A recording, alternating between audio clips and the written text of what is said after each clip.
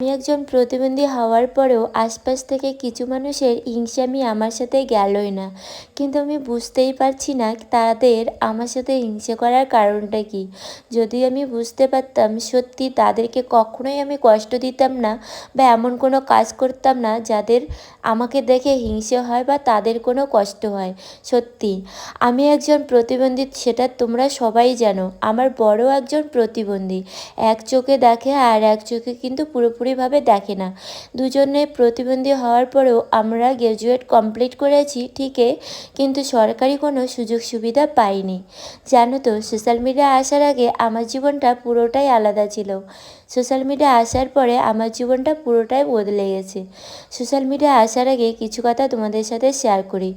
আমার যেদিন বিয়ে সেদিনও আমার বাবাকে কিছু সংখ্যক মানুষ বলতো, তোর মেয়ে বিয়ে দিলে তোর মেয়ে সংসার করে খেতে পারবে না, তোর মেয়ের বিয়েতে কোনো কিছু দিস না, যদি দিতে হয় তাহলে পরে জমি দিস।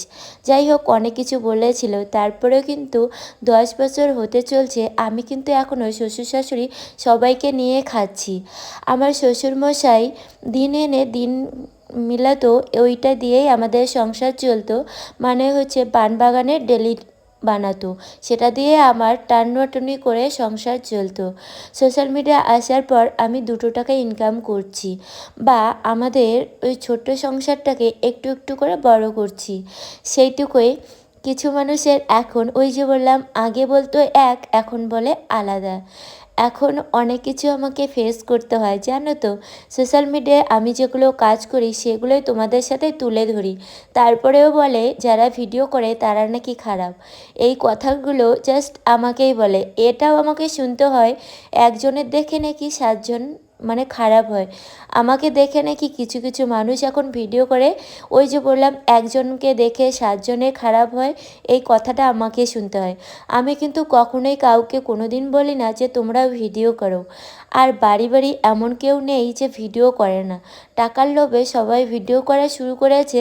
আর সবাই এখন ঘরে ঘরে সেলিব্রিটি মনে করে, সবাই সেলিব্রিটি। যাই হোক, আমি এখনও যদিও নিজেকে কখনো কোনো দিন সেলিব্রিটি ভাবি না। আর আচ্ছা, তোমাদের আমাদের লাইফ স্টোরি যদি শুনতে চাও অবশ্যই সুন্দর করে কমেন্ট